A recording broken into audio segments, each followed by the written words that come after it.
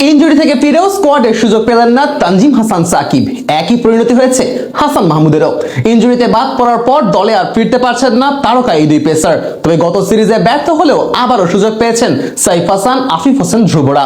ঘরের মাঠে নিউজিল্যান্ডের বিপক্ষে মিরাজের অধিনায়কত্বে তবে কেমন স্কোয়াড নিয়ে মাঠে নামছে বাংলাদেশ, সেটাই বিস্তারিত জানবো এই প্রতিবেদনে। ওয়ানডে দলে খুব একটা পরিবর্তন আসবে না অনুমিতই ছিল।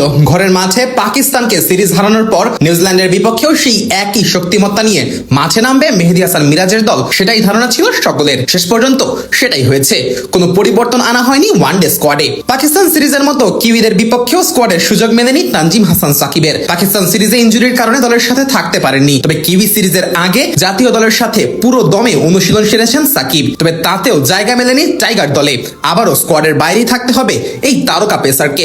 একই পরিণতি হয়েছে আরেক পেসার হাসান মাহমুদেরও। পাকিস্তানের বিপক্ষে তিনিও ইনজুরির কারণে স্কোয়াডের বাইরে ছিলেন। তবে সাকিবের মতো ইনজুরি থেকে ফিরে এসে দলের সাথেই অনুশীলনে ছিলেন হাসান। তবে পাকিস্তানের বিপক্ষে পেসাররা দুর্দান্ত পারফরমেন্স করায় পেস ইউনিটে কোনো পরিবর্তনই করছে না টাইগার টিম ম্যানেজমেন্ট। এদিকে ব্যাট হাতে নিজের স্বভাবসুলভ ক্রিকেট খেলতে পারছেন না সাইফ হাসান। পাকিস্তানের বিপক্ষেও ব্যাট হাতে নিজের চিরচেনা ছন্দে দেখা যায়নি সাইফকে।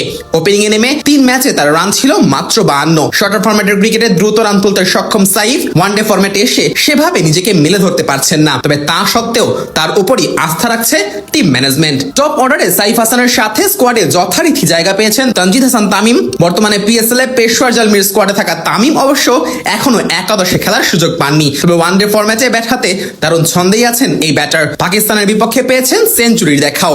ওপেনিং এ তার উপরই ভরসা করবে বাংলাদেশ। টপ অর্ডারে সৌম্য সরকারকে পরখ করে দেখার সুযোগটাও পাচ্ছে টাইগাররা। গেল বছর ওয়েস্ট ইন্ডিজের বিপক্ষে দারুণ ছন্দে থাকা সৌম্যকে খেলানো হয়নি পাকিস্তানের বিপক্ষে কোনো ম্যাচেই। তবে কিউইদের বিপক্ষে মাঠে নামার আগে অনুশীলনে ঘাম ছড়িয়েছেন সৌম্য। এদিকে যথারীতি স্কোয়াডের সুযোগ পেয়েছেন লিটন দাস, নাজমুল হোসেন শান্তর মতো তারকারা। মিডল অর্ডারে মাহিদুল ইসলাম অঙ্কন স্কোয়াডের সুযোগ পেয়েও গত সিরিজে ছিলেন একাদশের বাইরে। তাই তো ম্যাচে পরখ না করে কোনো ক্রিকেটারকে বাদ দেওয়ার বিপক্ষে হাবিবুল বাশারের নেতৃত্বাধীন নির্বাচক কমিটি। ব্যাটিং নিয়ে দুশ্চিন্তা থাকলেও বোলিং নিয়ে খুব একটা চিন্তা করতে হচ্ছে না বাংলাদেশকে।